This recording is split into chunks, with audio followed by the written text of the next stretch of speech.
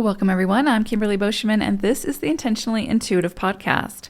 In this episode, we're going to take a look at each life path number, the forecast for the full moon that will be occurring on December 26th, 2023. Before we get into the forecast, this, of course, is a general reading. If you would like a personalized reading or your year ahead forecast, please book some time with me. My information is in the description box below, and I would love to work with you and take a look. All right, let's go ahead and dive in. Life path number 7. So you all are going to be working with the energy of the 16-7 at this full moon. So ultimately your own energy, the 7, with the influencing energy of the 16, which is significant, and we'll talk about it.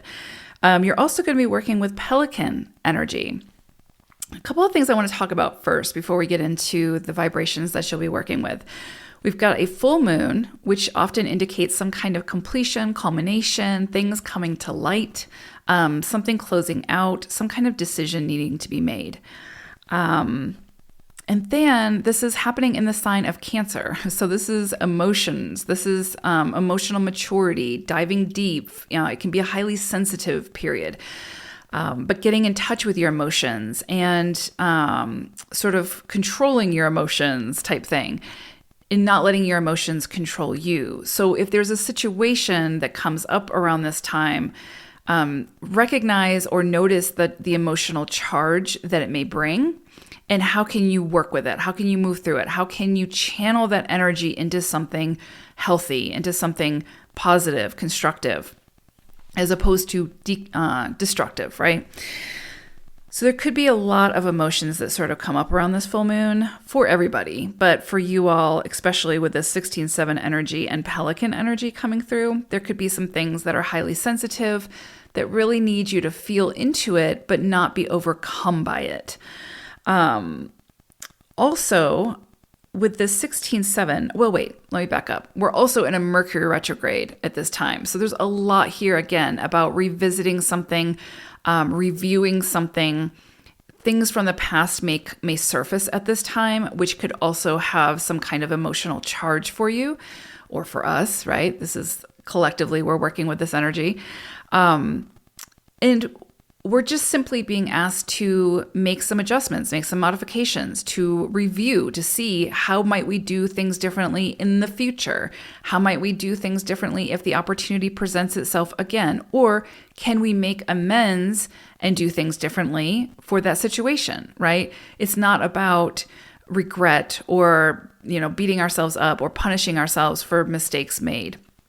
It's more about reviewing and saying, you know what? I didn't like that outcome. So how can I do things differently to get a different outcome moving forward? So there can be a lot of this coming up when it comes to like reflecting and sort of reviewing this past year. Because again, last full moon of the year in a Mercury retrograde. So there's a lot here potentially coming up from past events or et cetera, et cetera. And it can have an emotional charge. And so it's what we do with that emotional charge, of course, that's going to make the difference moving forward. Now, with the 16-7 energy, this is a very physical to spiritual experience when we have a 16-7 cycle. This is a shorter cycle. It's a full moon, so it's a couple of weeks. But a lot can happen in 2 weeks. But there's something here around some kind of like transcending something in the physical to reach a higher octave of that experience, to recognize that the physical experience is just that, an experience, and it's helping us to move towards something more enlightened, more spiritual, more connected to our higher self or a higher consciousness, which we are a part of. So instead of letting the sort of physical experiences derail us or keep us stuck in a situation, the 16 comes in and says, let's use this to, tap into our greater empathy, to tap into our greater creativity, our sense of self, our greater self-discovery, on a higher plane, on a higher octave, and then merge the two, merge that very physical experience with a very spiritual experience and not neglect one side of oneself, especially as a 7. Like this is right up your alley, right? 7 is all about being the bridge between the very spiritual, ethereal, metaphysical, and the very physical practical, knowledgeable, logical side of oneself, and not to get too caught up on either side. With Pelican energy coming through, this can bring about sort of like information overload, right? Which sevens can sometimes struggle with. Seven energy can be very mental. It can be very in the mind, like overanalyzing, overthinking, like the mind is in control. And part of the journey of the seven is overcoming that, of recognizing that the mind is simply, there to help us to move forward, to be the logistics, to help us to understand the information that's coming through, but not to let it be the ultimate guide. The ultimate guide is the spirit, is the intuition, is the soul, the heart, right? So this, there's a lot that's coming in for you all around this full moon. And really what it feels like is sort of being at a crossroads, or sort of being at some kind of impasse where you really do have to make some kind of a decision at this time that will move you towards greater equilibrium and greater balance between the very physical, the mental, the ego, and the spiritual, the soul, the heart. And how can you merge the two? How can you let them sort of work together as opposed to working against each other? Because when we're in the mind too much, right, when we're overthinking, when we're letting the mind rule, we are so detached from the heart center that we're making decisions based on simply what we see, what we think, as opposed to what we feel. And there's a big difference between emotions and feelings. What we feel truly at our core is our intuition coming through. What we sort of, the emotions are charged energy. That charged energy wants to be expressed in some way. So figuring out how to do that in a very constructive way as opposed to destructive way will serve us better, right? With our connections, with the way that we move through the world, the way that we make our decisions, et cetera, et cetera.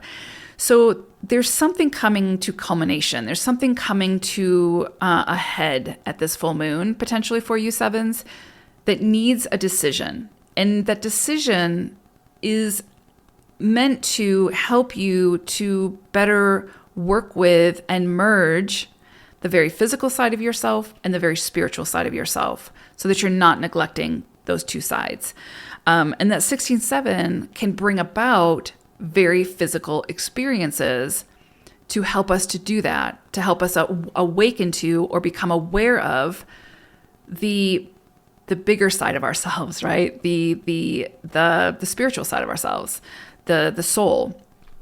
So it really is, sort of metaphorically speaking, like the energy that you're working with really is sort of this merging of the soul and the ego. What I see is like this car driving, and the soul is in the driver's seat and the ego is sitting next to the soul, being the backseat driver. But the soul knows the direction it wants to move into, and it is in the driver's seat. So the soul bypasses the ego, but works with the ego to help get to where it needs to go, right? So uses the knowledge, the logic, the practical, worldly views to help get us where we need to go from a spiritual standpoint. So I hope this makes sense, but there's definitely something coming up here where there needs to be a release. There needs to be a decision that's made when it comes to belief systems, when it comes to the way that you're moving through the world. If it is too mental, if it is too in the body, where is it that you're neglecting your heart center, your intuition? Where is it that you're not listening to your higher self, your higher calling, your higher consciousness? And where is it that you could do a little bit more of that? Or vice versa. If you're too in the ethereal, too in the spiritual, and not in your physical body, having this very physical experience, then you could see themes come up around that at this time that's pushing you to merge the two. They're meant to work together. We're not meant to kill one or the other, right? So this is big energy, but again, this is the end of a 7 universal cycle that we're closing out around this full moon. So, and that is your energy. So, this is a great time to review, to go back over the last year, see, the areas that you might have done things a little bit differently, how you might want to handle things in the future. If those things come up, where is it that you can revisit something from the past, to make amends, to do something in a different light? All of these things, right? This is a general reading, so the way that it could come in is endless. But hopefully that helps you to kind of understand, if this feels like a highly emotive period, if it feels like your emotions are getting the best of you, if it feels like you're overanalyzing, that you're too stuck in your head, these are guideposts. These are indicators that you need to find your equilibrium, find your balance. And in order to do that, you need to incorporate the other side of yourself and allow that to come in and offer some kind of respite, some kind of solution. So big energy for you all sevens. I hope it is a beautiful full moon. No doubt it'll be transformative. And I wish you all very happy holidays. So take care, everyone. Bye for now.